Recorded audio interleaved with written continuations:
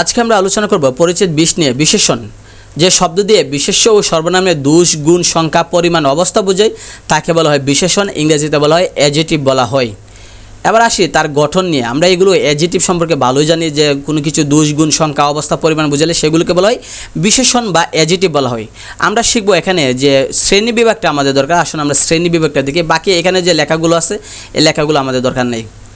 একটা আমরা দেখুন বর্ণবাচক, যে সকল শব্দ দ্বারা বর্ণ বোঝায় মানে কালার বোঝায় সেগুলোকে বলা হয় বর্ণবাচক। যেমন দেখুন নীল আকাশ, সবুজ মাঠ, এখানে নীল বা সবুজ, এখানে কালার বোঝাচ্ছে তাই বর্ণবাচক। গুণবাচক মানে কোনো কিছু গুণ বোঝাইলে, যেমন চালাক ছেলে, ঠান্ডা পানি, এখানে গুণ বোঝাচ্ছে যে ছেলেটা চালাক, সেটা গুণ বোঝাচ্ছে। 3 নম্বরে দেওয়া আছে অবস্থা, দেওয়া আছে অবস্থাবাচক, যে কোনো কিছু যদি অবস্থা বোঝায় সেটাকে বলা হয় আপনার অবস্থাবাচক। যেমন চলন্ত ট্রেন, তরল পদার্থ, এখানে ট্রেনটা কেমন চলন্ত সেটা অবস্থা বোঝাচ্ছে। 4 নম্বরে আছে ক্রমবাচক। ক্রমবাচক আমরা বুঝি যে 1, 2, 3, 4 এই সংখ্যাগুলোকে বলা হয় ক্রমবাচক। পূরণবাচক, পূরণবাচক আমরা বুঝি সেটা হচ্ছে আপনার প্রথম, দ্বিতীয়, তৃতীয়, চতুর্থ, পঞ্চম, ষষ্ঠ, সপ্তম, অষ্টম, নবম, দশম। মনে রাখবেন 10 হচ্ছে ক্রমবাচক আর দশম হচ্ছে পূরণবাচক। পরিমাণবাচক সেটা আমরা বুঝি যে আধা কেজি, 1 কেজি, সেগুলো হচ্ছে আপনার যে অনেক লোক, সেটা পরিমাণ বোঝাচ্ছে। উপাদান, জিনিসটা কী দিয়ে তৈরি সেটাকে বলা হয় উপাদানবাচক। যেমন বেলে মাটি, পাথরের মূর্তি, মূর্তিটা কেমন পাথরে সেটা হচ্ছে উপাদান, মাটিটা কেমন বেলে সেটা হচ্ছে উপাদান। প্রশ্নবাচক, আমরা যদি প্রশ্ন করি সেটাকে বলা হয় প্রশ্নবাচক। নির্দিষ্টতাবাচক, নির্দিষ্ট করে যদি বোঝায় যে এই দিন সেই দিন তাহলে সেটা হচ্ছে নির্দিষ্টবাচক। ভাববাচক হচ্ছে গিয়া যদি কোনো একটা কিছুর ভাব বোঝায়, যেসব বিশেষণ বাক্যের অন্তর্গত অন্য বিশেষণকে বিশেষিত করে তাকে বলা হয় ভাববাচক।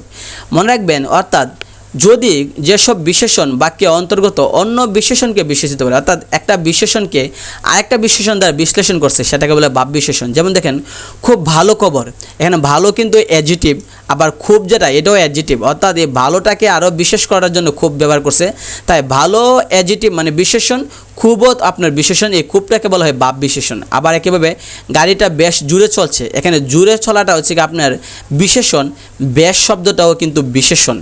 এখানে খেয়াল রাখতে হবে জুড়ে যেহেতু অ্যাডজেক্টিভ, বেশও অ্যাডজেক্টিভ, তাই এই জুড়েটাকে আরও বিশ্লেষণ করার জন্য বেশ শব্দটা ব্যবহার করছি, তাই এই বেশ হলো আপনার ভাব বিশেষণ। সহজ কথা, পাশাপাশি যদি দুইটা অ্যাডজেক্টিভ থাকে তাহলে শেষেরটা হচ্ছে অ্যাডজেক্টিভ আর প্রথমটাকে অ্যাডজেক্টিভ বলবেন, তবে এই অ্যাডজেক্টিভটার নাম হবে ভাববাচক বিশেষণ।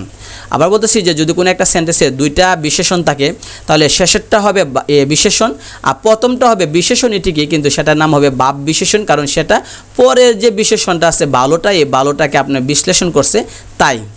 11 নম্বর দেওয়া আছে বিধেয় বিশেষণ, অর্থাৎ বাক্যে সাবজেক্ট ছাড়া বাকি অংশটাকে বলে বিধেয় বলা হয়।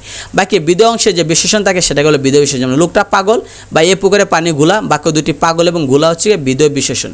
মানে কি কোনো একটা বাক্যে আমরা জানি যে বাংলা ভাষায়, ইংরেজিতে আমরা বলি যে বাক্য হচ্ছে আপনার একটা বাক্যের মধ্যে থাকে সাবজেক্ট, ভার্ব, বাকি অংশ থাকে, কিন্তু বাংলায় আমরা বলবো একটা বাক্যের মধ্যে দুইটা অংশ থাকে, একটা হচ্ছে সাবজেক্ট আর একটা হচ্ছে বাকি অংশ।